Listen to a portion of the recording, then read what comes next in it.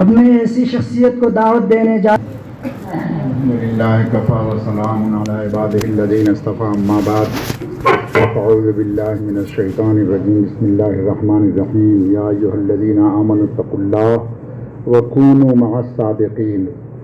محترم اساتذہ کرام، پیارے بچوں،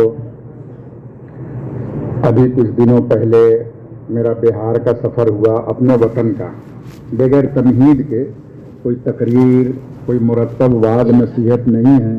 آپ بچے سب مل گئے تو آپ کے ساتھ تھوڑی دل لگی کر لی جائے۔ تقریر تو بہت آسان میں کر چکا، تو وہاں میں نے کچھ علماء کو جمع کیا تھا۔ بہت سے علماء کرام میرے سے ملنے والے تھے۔ اب الگ الگ انفرادی طور پر ہر ایک سے میں کہاں بات کرتا رہوں، اس لیے ایک مدرسے میں نے دعوت کر دی اور کہا کہ جو بھی علماء ہیں سب کو خبر کر دو، وہیں سب کی ملاقات ہو جائے گی، کچھ باتیں بھی ہو جائیں گی۔ وہاں گیا، باتیں ہوئی۔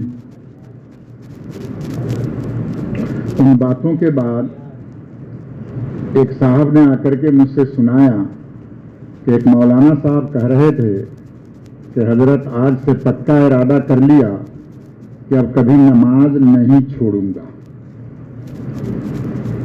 اس پورے ایک گھنٹے کے میں 1.5 گھنٹے کے میرے بیان کے بعد اس نے یہ کہا، ایک عالم قاسمی دارالعلوم دیوبند سے پڑھے ہوئے، کہ حضرت اب یہ ارادہ کر لیا اس بیان کے بعد کہ اب کبھی نماز نہیں چھوڑوں گا۔ اس کا مطلب کیا تھا؟ مطلب آپ لوگ میرے سے اچھی طرح جانتے ہیں۔ علم کے سلسلے میں آپ کے سامنے بہت سی باتیں تمام حضرات نے باتیں رکھی، سنایا آپ کو۔ کریم گنج میں، اور جگہ کا نام کیا؟ خسرو باتویا، باتویا جو تخصص اور مدرسہ تاکہ فڑیا آنے والا خیوا سے نہیں نو ہمارے فیصلہ نہیں نو خیو۔ اس مرتبہ بھی گئے تھے، تمہارے بچے سب ملے تھے، کئی بچے ملے وہاں، ان سے بھی وہی سب سوال کیا جو تم لوگوں سے کیا تھا۔ کسو سوال خورسلم نہیں منو آسے نہیں۔ باٹویا مدرسے، وہاں پر ایک لوگوں نے الگ سے ایک مدرسہ بنایا ہے جس میں بچوں سے کچھ فیس لے کر مخصوص انداز پر ان بچوں کو تیار کراتے ہیں۔ کل مظاہر علوم میں تخصص فی الحدیث میں ایک بچہ ملا جو وہاں سے پڑھ کر کے آیا ہوا ہے۔ دورہ اس نے دارالعلوم دیوبند میں پڑھا اور تخصص فی الحدیث میں مظاہر علوم میں ہے۔ وہاں اس سے ملاقات ہوئی میری، پھر وہ پرانی باتوں کا تذکرہ ہوا اور بتلایا کہ حضرت میں تو تھا۔ حضرت مولانا مزمل صاحب دامت برکاتہم جس مدرسے سے پڑھ کے آئے، ان کے گھر کے بغل میں ہیورا گھاٹ بازار ہے، وہاں ایک بہت بڑا پروگرام ہوا، میں وہاں گیا۔ کچھ طالب علم اور لوگوں کا تبلیغی پروگرام تھا، میرا اخیر میں رکھا تھا لوگوں نے پروگرام۔ تو مئو ڈنکا مدرسے کے کچھ طالب علم آئے اور ان لوگوں نے یہ کہا، میں نے پوچھا کیا کرتے ہو اس وقت؟ کہا حضرت یہاں نحو صرف پہ محنت کر رہا ہوں، نحو صرف کے اوپر محنت کر رہا ہوں۔ میں نے کہا نحو میں کیا محنت کر رہے ہو؟ تو نحو میر وغیرہ کچھ کتابوں کا نام لیا۔ میں نے یہ پوچھا ان سے کہ شروع میں ہی نحو صرف پر تو تم محنت کر رہے ہو، اسم فعل حرف کلمہ کی قسمیں ہیں، حرف کی تعریف کیا ہے؟ تو حرف وہ کلمہ ہے جو اپنا معنی خود نہ بتائے، بغیر دوسرے کے ملے ملائے مختلف انداز پر اس کی تعبیر کرتے ہیں، جو اپنے معنی پر دلالت نہ کرے، بغیر دوسرے کے ملائے معنی نہ بتلا۔ ہم نے کہا جیسے مثال بتلا، تو اس نے کہا فی، الا، من وغیرہ، یہ سب من، من، یہ سب بتلایا۔ میں نے کہا فی کے معنی کیا ہے؟ تو کہا کہ میں، الا کے معنی تک۔ ہم نے کہا تو معنی تو بتلا رہا ہے، تم نے کیسے کہا کہ معنی نہیں بتلا رہا؟ نہیں بتلا رہا ہے معنی۔ ارے لغت ڈکشنری اگر اٹھا کر کے دیکھو تو فی کے معنی کیا لکھا ہوا ہے؟ من، من کے معنی کیا ہے؟ سے، الا کے معنی تک، الا کے معنی پر۔ تو لغت میں تو یہی معنی لکھا ہوا ہے، یہ معنی کیوں نہیں بتلا رہا ہے؟ اور خصوصی طور پر وہ نحو میں محنت کر رہا تھا، اب اس کی عقل آگے نہیں چلتی، اوپر تک پڑھ چکا تھا، قافیہ وغیرہ تک پڑھ چکا تھا، بہت یہ کرنے کے بعد اس کی سمجھ میں بات نہیں آئی۔ میں نے کہا نحو میر کی حد تک تو ایسے ہی یاد کرنا، नहमीर के बाद में एक किताब पढ़ाई जाती है जिसका नाम शरह मेत आमिल है। हमारे यहाँ आमतौर पर शरह मेत आमिल पढ़ते किस लिए हैं? तरकीब सीखने के लिए। उसका मकसद ही है कि तरकीब सीखना, और तरकीब इतना टेढ़ा, जैसे मौलाना अकील साहब ने बताया, मंतिक फलसफा की तरह लड़के उसको समझते हैं। जला मंतिक फलसफा बारी बोला, तरकीबो बारी, शरह मेत आमिलो बारी बोला। शरह मेत आमिल के अंदर इन हुरूफ के मानी बयान किए जाते हैं। मैंने उनसे कहा, बेटा इसका मिन का माना से नहीं है, नहमीर तक तो से उसका माना है। जब शरह में कामिल हिदायत नहो तक तुम पढ़ गए, अब तुमको यह समझना चाहिए कि मिन के माना से नहीं बल्कि मिन लिल इब्तिदा, मिन का माना इब्तिदा है। फी लिल ज़रफिया, अला लिल इस्तिअला, इला लिल इंतहाइल गायत, ये इसका असली माना है। और ये असली माने को मुख्तसर तौर पर से में ऊपर तक इससे ताबीर करते हैं, मगर वो असली माना नहीं है। असली माना ये है जो शरह में तामील में पढ़ोगे तुम। वो माना जब तक दूसरे के साथ न मिले तो वो माना नहीं जाहिर कर सकता है, अपना माना नहीं बतला सकता है। ये पढ़ना चाहिए। आगे पूछा, अच्छा और भी तो पढ़ा होगा, मुरक्कब की कितनी किस्में हैं? पहले तो कहा 2 किस्में, मुरक्कब मुफीद, मुरक्कब गैर मुफीद। मैंने कहा मुरक्कब मुफीद किसको कहते हैं, मुरक्कब गैर मुफीद? तो मुरक्कब मुफीद वो है जो कहने वाला कहकर जब खामोश हो जाए तो सुनने वाले को कोई खबर या तलब मालूम हो, कोई सवाल बाकी नहीं रहे सुनने वाले को। और गैर मुफीद वो है जिस पर चुप न रहा जाए, सवाल बाकी हो। हमने कहा मुरक्कब गैर मुफीद की मिसाल बतलाओ, तो कहा गुलामो ज़ैदी, ज़ैद का गुलाम, तरकीब इजाफी, मुरक्कब इजाफी। मैंने कहा मैं इस पर खामोश रहूंगा, कोई सवाल नहीं करूंगा। हुआ कि नहीं? और कहा मुरक्कब मुफीद की मिसाल बतलाओ, तो ज़ैदुल कायमुन, ज़ैद खड़ा। मैं कहा मैं खामोश नहीं हुआ, खड़ा क्यों है, बैठा क्यों नहीं है, सोया क्यों नहीं? अब तो हकबक खुसूसी तौर पर एक बच्चा मेहनत कर रहा है, लेकिन खुसूसी मेहनत की कोई चीज उसके अंदर नहीं है। वो इधर उधर की झंक मार रहा है बेचारा मेरे सामने। बहुत परेशान हुआ तो कहा हजरत बता दीजिए। मैंने कहा मुरक्कब मुफीद का मतलब ये कि इंशा के अंदर जाकर के तलब के माना, जिसमें तलब का लफ्ज का तर्जुमा आता है ना, सुनने वाले को कोई खबर या तलब मालूम, खबर के अंदर है कि मुस्नद मुस्नद इलैह मालूम हो जाए, और इंशा में जाओगे तो कोई तलब मालूम हो। ये मुख्तसर सी बात है। खामोश होने का मतलब, बात पूरी हो जाने का मतलब, ये उसको जब समझाया बैठ के बहुत देर तक और मिसालें उसालें दे करके समझाया। हमने कहा अब जब पढ़ोगे तो इस तरह से पढ़ो, समझ करके पढ़ो, तब तुमको वो सही इल्म आएगा। एक बात तो यह है कि ये इल्म की बातें बतलाई किताबों को, और उस फन को उसको सही ढंग से समझ के पढ़ना। दूसरी चीज एक और इल्मी अंदाज पर भी तुम लोगों के साथ बातें हैं, वो है हमारे यहाँ कुछ बच्चे आए, जमीयत उलमा की तरफ से इस्लाह मुआशरा का प्रोग्राम हुआ, मेरे साथ मशवरा करने लगे। मैंने कहा इस्लाह मुआशरा का क्या मतलब है? तो बांग्ला जुबान में, अपनी जुबान में, समाज संस्कार, समाज को सुधारना, समाज का संस्कार करना, ये इस्लाह मुआशरा। हमने कहा तुम आलिम हो? कहा जी हाँ। हमने कहा कि सर्फ के एतबार से लफ्ज़ इस्लाह ये क्या है? तो उसने कहा हजरत ये बाबी इफ़आल का मसदर है। तो मुनशईब के अंदर जब गर्दानें आती हैं तो मुनशईब में पहले मुत्तरिद, शाज, मुजर्रद की गर्दानें आती हैं। मुजर्रद की गर्दान जब ख़त्म होती है तो मजीद फीह की गर्दान आती है। तो ये बाबी इस्लाह ये मुजर्रद से है या मजीद फीह से है? मजीद फीह से। मजीद फीह का क्या माना? किस पर जायद किया जाएगा? मुजर्रद पर। असल मुजर्रद हो उसी पर कुछ हुरूफ आगे पीछे बीच में इधर उधर उलट पलट करने से ये मजीद की गर्दानें बनती हैं। तो मजीद के अल्फाज के एतबार से मजीद की गर्दान बनने के लिए उससे पहले बुनियाद में मुजर्रद होना जरूरी है। उसी मुजर्रद पर कुछ बढ़ाएंगे तो मजीद बनेगा। मेरे बेटे, उसके माना के अंदर भी यही चीज जरूरत है।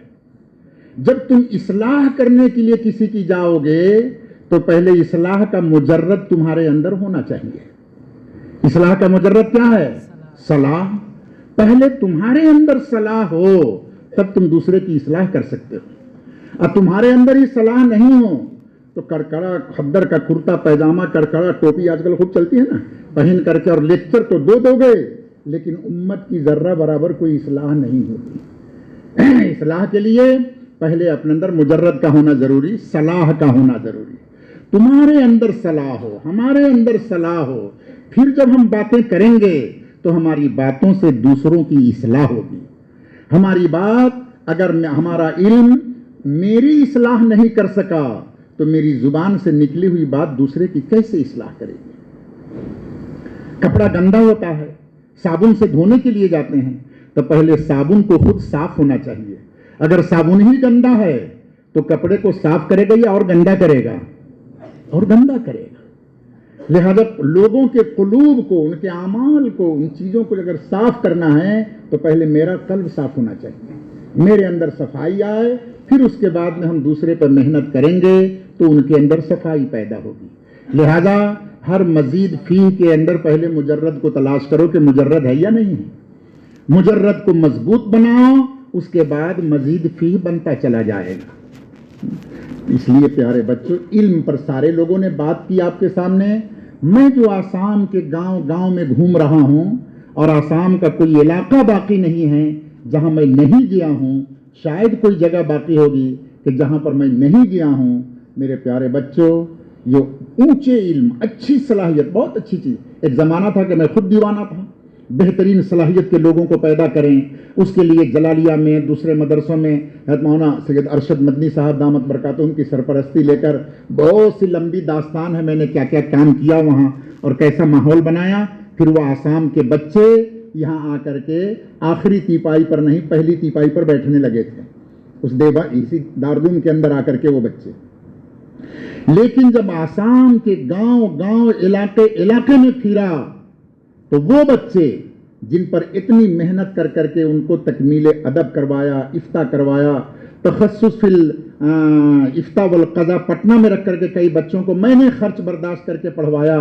یہ ساری چیزیں بنانے کے بعد یہ لوگ جب یہاں سے جاتے ہیں تو جلالیہ, جے نگر اور یہ باسکنڈی, اس طرح کے بڑے مدرسوں کو تلاش کرتے ہیں.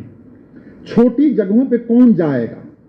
جب اتنی اونچی صلاحیت والے آپ لوگ بن کے جائیے گا تو آپ لوگ تو دارالعلوم تلاش کیجئے گا کہ میں تخصص فی الحدیث کر کے آیا, میں تو بخاری شریف پڑھاؤں گا, میں اونچی کتابیں پڑھاؤں گا اونچی جگہ پر. امت کا 99% سے زیادہ طبقہ وہ ہے جو موٹی بنیادی دین سے غافل ہے, جن کو کلمہ نہیں معلوم, وضو کے فرائض معلوم نہیں. برپیٹا کے بچے ہو نا تم لوگوں میں, کتنے بچے ہیں برپیٹا کے؟ ہاتھ اٹھاؤ تو. برپیٹا میں نے ایک پروگرام کیا ایک جگہ پر, عورتوں کا پروگرام. ہر دل ہر زبان پہ قرآن کا ہمارا پروگرام چل رہا ہے. مسلمان کا ہر مرد عورت بوڑھے بچے جوان سب کو دل میں بھی قرآن, زبان پر بھی قرآن, ان کو قرآن سکھلا رہے ہیں. برپیٹا میں ایک جگہ پہ پروگرام کیا صرف عورتوں کا جو سینٹر سب تھا ان کو جمع کیا. دوسری عورتیں بھی جمع ہی, پردہ کر کے ان سب کو جمع کیا. میں نے عورتوں سے پوچھا تم میں کتنی عورتیں ایسی ہیں جو غسل کا فرض جانتی ہے؟ جو ہمارے سینٹر میں پڑھنے والی عورتیں تھیں ان کو چھوڑ کر ایک بھی کوئی عورت ایسی نہیں نکلی جن کو غسل کے فرائض معلوم ہوں. اس کا مطلب وہ عورت پوری زندگی ناپاک رہتی ہے, رہ گیا نہیں. اگر غسل کے فرائض معلوم نہیں ہیں اور دن بھر برہم پوتر میں غسل کرتے رہے تو عورت پاک ہو جائے گی, مرد پاک ہو جائے گا. اب غسل کے فرائض معلوم ہو تو ایک بالٹی پانی میں بھی آدمی پاک ہو سکتا ہے نہیں. اس کے بعد میں نے تحریک چلائی تھی, ہر مسجد میں جمعہ کے دن جو امام تقریر کرتا ہے وہ آلتو فالتو لمبی چوڑی تقریریں نہ کر کے وضو, غسل, تیمم کے فرائض, نواقض وضو, نواقض تیمم, نواقض غسل, نماز کے فرائض, واجبات, ان کے اوپر تقریر کرو. اور ہر جمعے کو دو تین چیزوں کو ہر جمعے کے اندر بیان کرو تاکہ لوگوں کو یہ چیزیں معلوم ہوں. میرے پیارے بچوں, تخصص فی الحدیث, تخصص فی الادب کرنے کے بعد اس امت کا کیا حال ہوگا؟ آپ جائیں گے وہاں پڑھانے کے لیے؟ کوئی آدمی جائے گا؟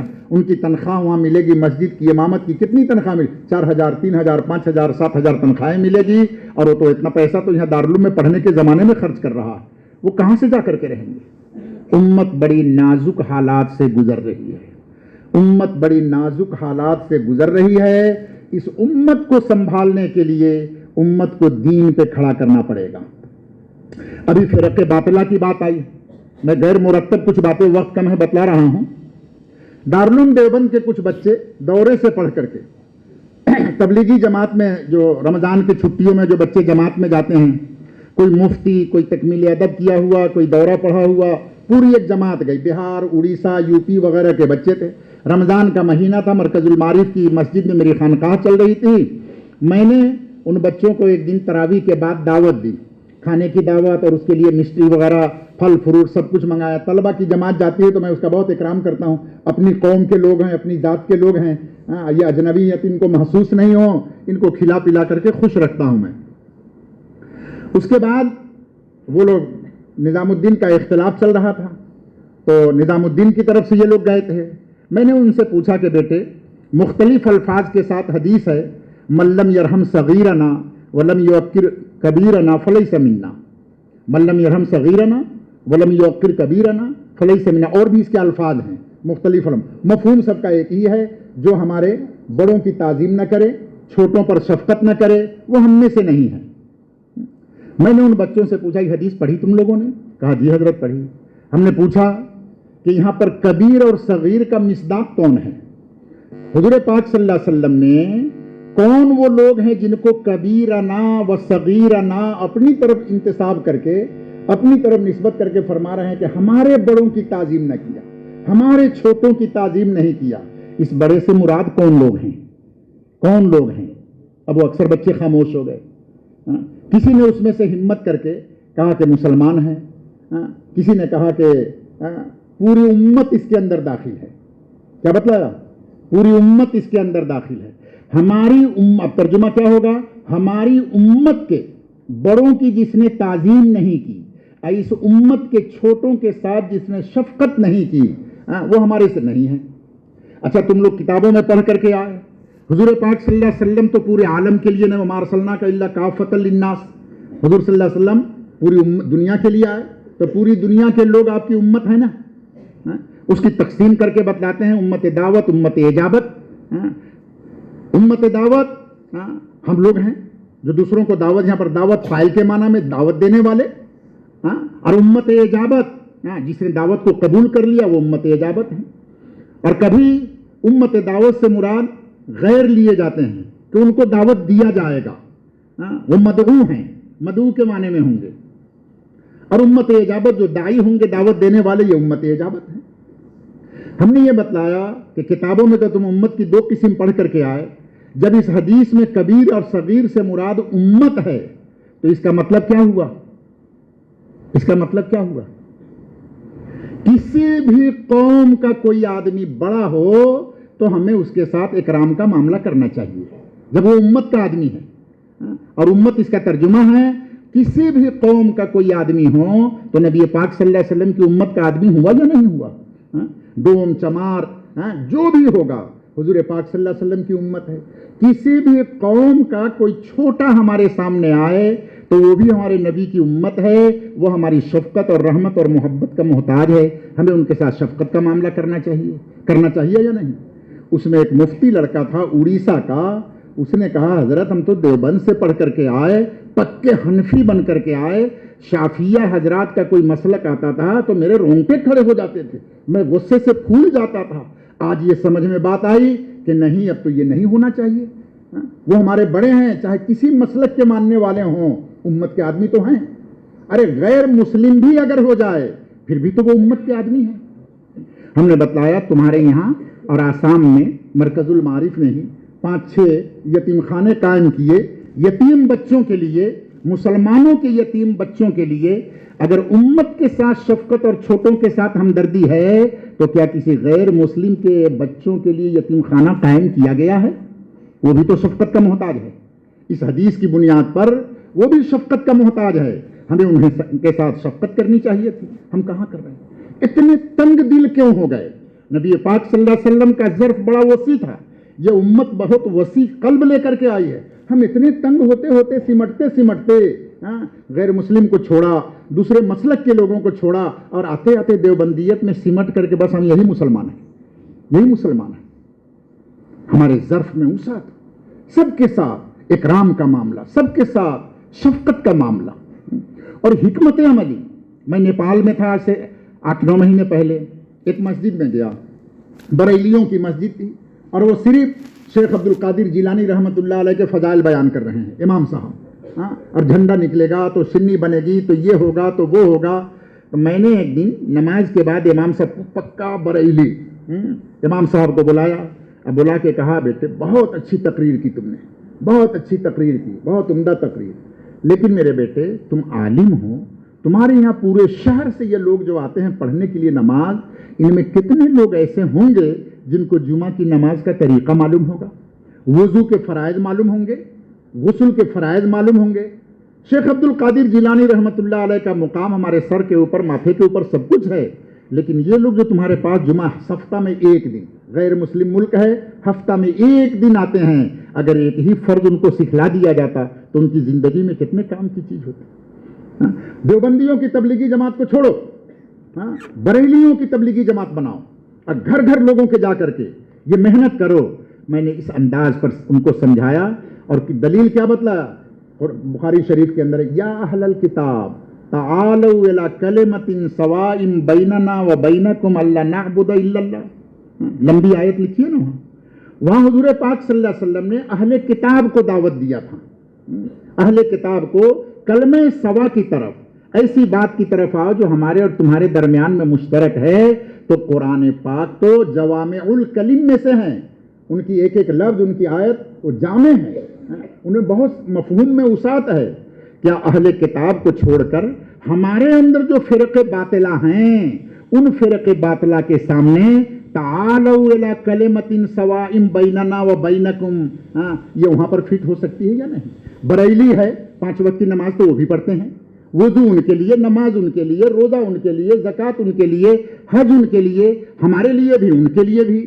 تو یہ کلمہ سوا کی طرف کیا ہم ان کو نہیں بلا سکتے ہیں؟ آؤ, اور جو اختلافی چیزیں ہیں اس پر بعد میں بات کر لیں گے. کئی بریلی کی مسجدوں میں جب میں نے یہ بات کی, ہر ایک نے یہ کہا, حضرت کل سے آئندہ جمعہ سے آپ تقریر کریں گے, حضرت آئندہ جمعہ سے. دیوبندیوں کو دیکھنا نہیں چاہتے, لیکن جب ان کے سامنے اس ڈھنگ سے باتیں کی گئی تو وہ کہنے لگے کہ حضرت آئندہ جمعہ سے آپ کی تقریر ہوگی, اور آپ تقریر کریں گے, اور ہم جماعت بناتے ہیں لوگوں کے گھروں میں لے کے. ہم کہا کہ بریلی ہی کی جماعت بنے, کسی کی بھی جماعت بنے, لوگوں کو دیندار تو بنائے گا. جب دین آئے گا, روشنی آئے گی, تو بدعات خود بخود دور ہوتی چلی جائیں گی. ہم لوگوں سے دور ہو کر کے, الگ ہٹ کر کے, اور مزید دوری کو بڑھا لیا. اس لیے میرے پیارے بچوں, آپ لوگ پڑھ کے نکل رہے ہو, نمبر 1 کام, اپنے اندر صلاح اور تقوی پیدا کرو. ہمارا مفتی حیدر جلالیہ میں استاد ہے, اس کو میں نے تدریب فی الافتاء والقضاء پٹنہ میں کرایا تھا. ایک دن مجھ سے آ کے کہنے لگا کہ حضرت جو طالب علمی کے زمانے میں نمازوں کا پابند نہیں ہوگا, تو وہ شیخ الحدیث بن جانے کے بعد میں بھی وہ نمازوں کا پابند نہیں بن سکتا ہے. اس لیے اعمال کے اوپر کھڑے ہو. گجرات کے بڑے عالم تھے حضرت مولانا عبداللہ کاپودروی صاحب رحمۃ اللہ علیہ, مولانا عثمانوی صاحب, مولانا عبداللہ ہاسوٹ وغیرہ استاد و اساتذہ گجرات تھے. وہ بڑے قابل آدمی تھے, خدائی میں بھی گئے ہیں, میں جے نگر میں بھی لے کر کے گیا تھا ان کو. مولانا عبداللہ کاپودروی صاحب بڑی اچھے صلاحیت والے آدمی, بڑے اونچے علم والے آدمی تھے. انہوں نے مجھ سے خود فرمایا, میں ان کے گھر ملنے کے لیے گیا, مجھ سے خود فرمایا کہ ایک مرتبہ سہارنپور شیخ زکریا صاحب نور اللہ مرکزہ کی ہمیں اعتکاف میں تھا. اعتکاف سے جب نکلا, عید کی نماز پڑھ کے, حضرت مولانا مسیح اللہ خان صاحب رحمۃ اللہ علیہ جلال آباد باحیات تھے. حضرت سے اجازت لے کر کے میں نے کہا کہ حضرت ہم لوگ جلال آباد جانا چاہتے ہیں. حضرت نے اجازت دی, مصافحہ کر کے جلال آباد گئے. جلال آباد میں جا کر کے حضرت مولانا مسیح اللہ خان صاحب رحمۃ اللہ علیہ سے ملاقات ہوئی. تو جیسے ہم لوگوں کی عام عادت ہے, حضرت نے درخواست کی, حضرت دعا فرما دیجئے میرے تمام بچے عالم بن جائیں. حضرت دعا فرما دیجئے, ان کے کئی لڑکے 4-5 لڑکے ہیں, دعا فرما دیجئے میرے تمام لڑکے عالم بن جائیں. حضرت نے کیا فرمایا, بیٹے یوں نہیں کہا کرتے, الا خویونا, بیٹے یوں نہیں کہا کرتے. یہ بیچارے ہوشیار ہو گئے, اتنے بڑے عالم, میری بات میں کہاں پر غلطی ہوئی؟ یہ تو کوئی ایسی غلط چیز نہیں, یہ غلط ہے اس میں کوئی چیز. ہر آدمی درخواست کرتا ہے, حضرت دعا کر دیا میرا بچہ عالم بن جائے, میرے بچے حافظ بن جائے, فلاں بن جائے. میری غلطی کہاں ہوئی؟ بہت سوچ کے پھر فرمایا بڑے جو لوگ ہوتے ہیں نا وہ چھوٹی چھوٹی چیزوں میں پکڑ لیتے ہیں, اس لیے اپنے بڑوں کے سامنے بڑی ہوشیاری سے جانا. میں اس دن حکیم کلیم اللہ صاحب دامت برکاتہم کی یہاں علی گڑھ گیا ملنے کے لیے, تو فرمایا حضرت مجدد الفسانی رحمۃ اللہ علیہ کی خدمت میں حضرت مولانا فضل الرحمان صاحب گنج مراد آبادی رحمۃ اللہ علیہ جب تشریف یا کسی اور کا واقعہ سنائے جانے لگے تو صلاۃ الحاجت پڑھ کے گئے کہ میں اتنے بڑے اللہ کے ولی کے سامنے جا رہا ہوں, اللہ میرے عیب پر پردہ ڈال کے رکھیے گا, میرے گناہ کہیں ان کے کشف کے اندر کھل کر کے سامنے نہ آ جائے. بڑوں کے سامنے وہ اندر اور باہر کی چیزیں آتی ہیں. تو حضرت نے فرمایا حضرت غلطی کی نشاندہی کر دی جائے تو بندہ اس کی اصلاح کر لے گا. میری اس جملے میں غلطی کہاں پر ہوئی ہے اگر حضرت بتلا دیں تو میں اس کی اصلاح کر لوں گا. تو حضرت نے کیا فرمایا؟ یوں کہو حضرت دعا کر دیجئے میرے سارے بچے عالم باعمل بن جائیں. حضرت دعا کر دیجئے میرے سارے بچے عالم باعمل بن جائیں. خالی عالم بننے کی دعا مت کرانا, شیطان بھی بہت بڑا عالم ہے. عالم بننے کی دعا مت کراؤ, عالم باعمل بننے کی دعا کراؤ. حضرت ہوشیار ہو گئے. میرے پیارے بچوں, ہم لوگ عالم بنے, عمل والے عالم بنے. میری زندگی کے کتنے تجربات ہیں. عالم باعمل بنو, اور عالم باعمل بننے کے لیے اللہ والوں کی صحبت اختیار کرو. اللہ والوں کی صحبت اختیار کرو گے, ان کی مجلسوں میں جاؤ گے, ان کی الٹی سیدھی نرم گرم جب سب سنو گے تو اپنی اصلاح کی فکر پیدا ہوگی. اپنی اصلاح کی فکر پیدا ہوگی. ہر آدمی کو اصلاح کی ضرورت ہے, ہر آدمی کو اصلاح کی ضرورت. باسکنڈی کے حضرت رحمۃ اللہ علیہ پر کسی نے سحر کر دیا. حضرت کو شک کی بیماری ہو گئی. کپڑا دھلوا کے باہر ڈالتے تھے اور کوا اوپر سے اڑ کے گیا تو فرماتے تھے ہمارا کھفڑ دو یا دلا کو کھفڑ ناپاک ہو گئے. اس کے اوپر سے کوا اڑ کے چلا گیا, میرا کپڑا ناپاک ہو گیا. کارپیٹ دھلوا رہے ہیں, بستر دھلوا رہے ہیں, شک کی بیماری تھی. تو بھانگا کے کریم گنج کے لڑکے جو ہیں بھانگا کے ہمارے مفتی عبدالرؤف صاحب رحمۃ اللہ علیہ آسام میں بہت اونچے علم 3 مرتبہ مکمل شامی کا انہوں نے مطالعہ کیا تھا. مفتی عبدالرؤف صاحب رحمۃ اللہ علیہ بہت اونچے درجے کے عالم تھے. ان کو بلوایا حضرت نے تو بہت مذاقی انداز میں بات کرتے تھے اور بہت علمی مسئلہ بڑے مذاقی انداز میں سلجھا دیتے تھے. حضرت حدیث شریف میں پڑھا ہوگا نا, ایک مرتبہ حضور پاک صلی اللہ علیہ وسلم کے سامنے ایک یہودی بچار لے کر کے آیا کہ آپ کے ایک مسلمان نے بازار میں مجھے تھپڑ مارا ہے. حضور پاک صلی اللہ علیہ وسلم نے پوچھا کہ کیوں مارا؟ کہا کہ اس نے ہمارے سامنے بازار میں قسم کھانا شروع کیا کہ یار اپنے قسم کے اندر حضرت موسیٰ علیہ السلام کی فضیلت بیان کر رہا ہے. آپ کے ہوتے ہوئے اور موسیٰ علیہ السلام کی فضیلت بیان کرے. والذی اصطفیٰ موسیٰ علی العالمین, اور میں کہہ رہا ہوں والذی اصطفیٰ محمدا علی العالمین. یہ موسیٰ علیہ السلام کی فضیلت, مجھے غصہ آ گیا, میں نے تھپڑ مار دیا. حضور پاک صلی اللہ علیہ وسلم نے اس وقت میں فرمایا لا تفضلونی علی موسیٰ, موسیٰ کے اوپر میری فضیلت مت بیان کرو. لمبی حدیث ہے. فرمایا قیامت کے دن جب سب دوسرے سور پھونکنے پر اٹھیں گے تو سب سے پہلے میں اٹھوں گا اور میں دیکھوں گا کہ اللہ کے عرش کا سایہ پکڑ کر کے موسیٰ پہلے سے کھڑے ہوئے ہیں. تو موسیٰ پر موسیٰ کی جزوی فضیلت بیان کیا. موسیٰ پر میری فضیلت کو مت بیان کرو. قرآن تو کہتا ہے تلک الرسل فضلنا بعضهم علی بعض, اور حضور فرما رہے ہیں کہ موسیٰ پر میری فضیلت مت بیان کرو. اور قرآن کہہ رہا ہے کہ بعض نبیوں کو بعض رسولوں کو بعض کے اوپر فضیلت ہے. تو مفتی عبدالرؤف صاحب اس کا ترجمہ کرتے تھے سلہٹی کچھاڑی زبان میں. کیا کہتے تھے؟ بازانور قبر زیارت کرتے سمائے سساجر قبر اڑیا جائیو نا. تم اپنے ابا کے قبر کی زیارت کرنے کے لیے ضرور جاؤ, لیکن چچا کے قبر کو روند کر کے مت جاؤ, سائڈ سے نکل کر کے جاؤ. بازانور قبر زیارت کرتے سمائے سسر قبر اڑیا جائیو نا. حضور پاک صلی اللہ علیہ وسلم کی فضیلت کو بیان کرو, لیکن اور کسی نبی کی اس کے ذریعے سے توہین نہ ہونے پائے, ان کی تحقیر نہ ہونے, ان کے ادب کو ملحوظ رکھتے ہوئے. اور پھر اس کے بعد حضور پاک صلی اللہ علیہ وسلم کی تفضیل بیان کرو, اپنے اساتذہ کی تفضیل بیان کرو, لیکن ساتھ میں دوسرے کی توہین نہیں ہونی چاہیے. اسی کو اپنی زبان میں فرماتے تھے حضرت مفتی صاحب.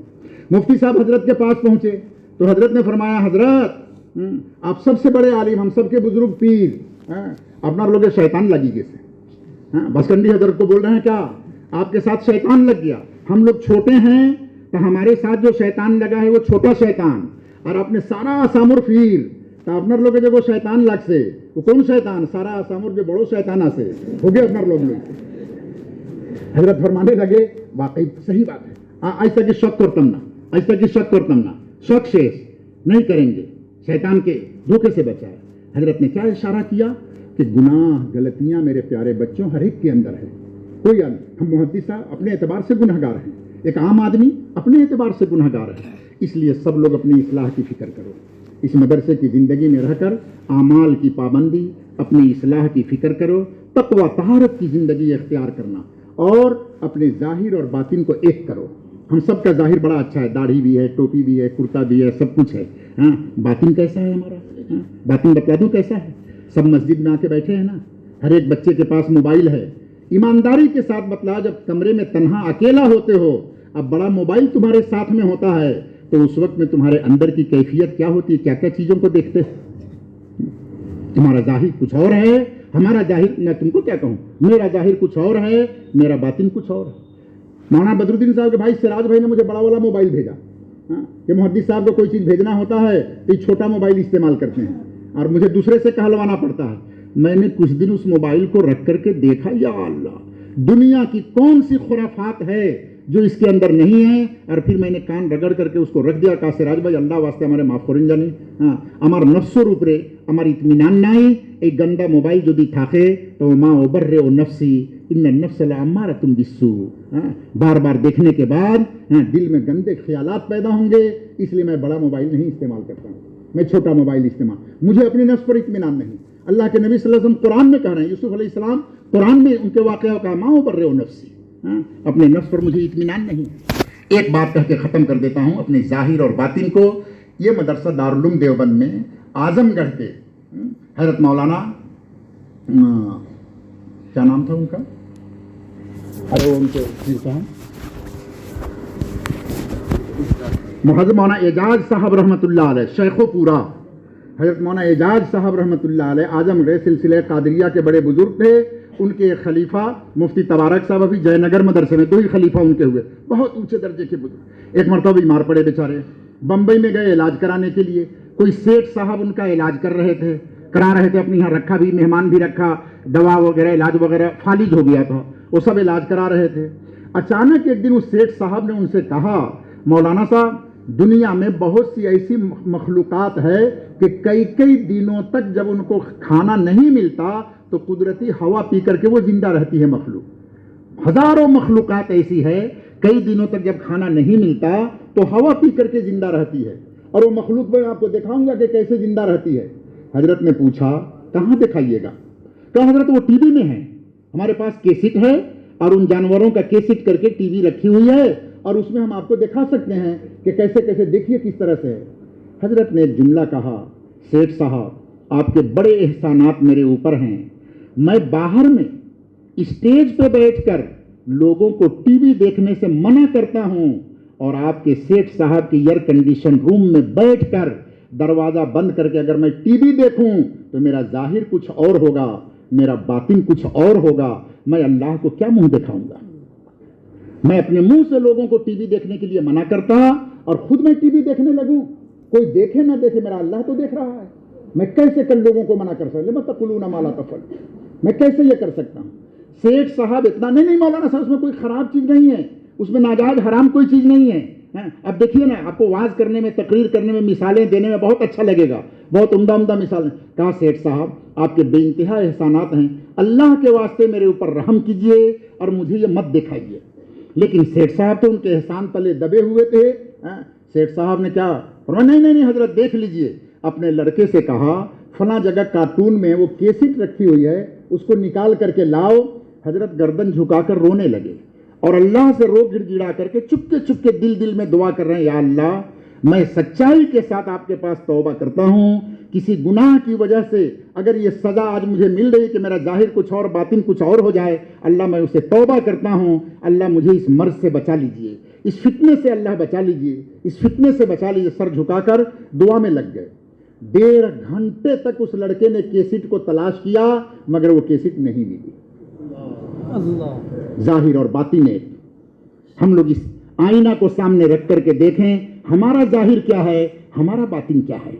آج ہم لوگ ہزاروں واعظ کرتے ہیں، لوگوں کی حالت نہیں بدلتی ہے۔ میرے پیارے بچوں، دارالعلوم دیوبند، یہ جامعۃ الشیخ یا جہاں بھی آپ حضرات پڑھ رہے ہیں اپنے اعمال کو ٹھیک کریں، خوب روئیں اللہ کے پاس، خوب روئیں اللہ کے پاس، تقوی کی زندگی، پرہیزگاری کی زندگی، اور یہ نیت کر کے جانا کہ چاہے کسی علاقے میں مجھے وقت نہیں ہے، میں آپ کو سناتا ایسے واقعات، ایسے جنگل میں بیٹھا دیا جائے، دھوبڑی میں، برپیٹا میں، چر کے علاقے میں بیٹھا دیا جائے، انشاءاللہ میں وہیں اللہ کی خدمت کروں گا اور دین کی خدمت کروں گا، اللہ میرا وہاں بھی ہے، جیسے مولانا مزمل صاحب نے فرمایا نا، اینما تکونوا، جہاں بھی رہو، جس جگہ رہو، اللہ تمہارے ساتھ ہے، اللہ دیکھیں گے انشاءاللہ، اللہ رزاق ہیں، اللہ روزی پہنچائے۔ مولانا مزمل صاحب میرے محسن، بہت بڑا احسان حضرت باسکنڈی حضرت نے جب مجھے لوہاری میں بھیجا، میری 1000 تنخواہ تھی جلالیہ میں، اب سارے لوگوں کی تنخواہ 500 روپے تھی، حضرت نے فرمایا پڑھانا چھوڑ دیجیے، اور چلے کے لیے آ جائے، میں باسکنڈی میں چلہ کیا، بعد میں حضرت نے مجھے لوہاری میں بھیجا، آج لوہاری میں گیا تھا، میرے جانے کی خبر سن کر کے کتنے لوگوں کی بھیڑ جمع ہو گئی وہاں، وہیں دیر لگ گیا میرا، اس لیے تھانہ بھون کا پروگرام کینسل کرنا پڑا۔ میں نے اپنے منہ سے نہیں کہا کہ حضرت میری شادی ہو گئی، میری بیوی ہے، میرے بچے ہیں، میری تنخواہ بند ہو جائے گی، میں کیا کروں گا، چلوں گا کیسے؟ اللہ کا کرم ہوا کہ میں نے منہ سے نہیں کہا، اور اسی دن سے کچھ دنوں تک مجھے پریشانی ہوئی، اور اس کے بعد میں اللہ کا ایسا کرم ہوا کہ مولانا مزمل صاحب کے استاد ہیں مولانا عبدالحق صاحب رحمۃ اللہ علیہ، ہمارے جلالیہ کے ثانی محدث صاحب حاجی مفصل علی صاحب کے بھتیجا باسکنڈی حضرت کی طرح وہ ہم سے کہا کرتے تھے بار بار، باسکنڈی حضرت کے لیے کسی مجذوب نے کہا تھا کہ آپ صبح کو مالدار ہوں گے، شام کو غریب، شام کو راجا ہوں گے، صبح کو غریب، میرا حال بھی وہی ہے۔ کبھی ایسا ہوگا کہ ایک نئے پیسے میرے پاس نہیں ہیں، اور کبھی ہوگا کہ بہت سارے ہو جاتے ہیں، اور کبھی کچھ بھی نہیں ہوتے ہیں، لیکن اللہ کہیں پہ اٹکاتا نہیں ہے۔ میرے پیارے بچوں، اللہ پہ بھروسہ کرو، مانگو اللہ سے، سب تقوی طہارت کی زندگی اختیار کر کے اپنے اعمال کو بنا کر کے جاؤ، بہت بڑی ضرورت پورے آسام میں اس کی ہے۔ اللہ ہم سب کو عمل کی توفیق دے۔ میرے لیے بھی دعا کرنا، بہت سے بچے ایسے ہوں گے جن سے کبھی میری ملاقات ہوئی ہوگی، کبھی ڈانٹا اونٹا ہوگا، کبھی کچھ کیا ہوگا، زندگی کا بھروسہ نہیں میرے پیارے بچوں۔ اگر کسی کے شان میں کبھی کوئی گستاخی بے ادبی ہوئی، اللہ کے واسطے مجھے معاف کر دینا، کوئی دادی ہوئی میرے اوپر نہیں رکھنا، میں بھی تم لوگوں سب کو معاف کرتا ہوں۔ سب کے لیے دعا کریں گے، آپ حضرات بھی میرے لیے دعا کریں گے۔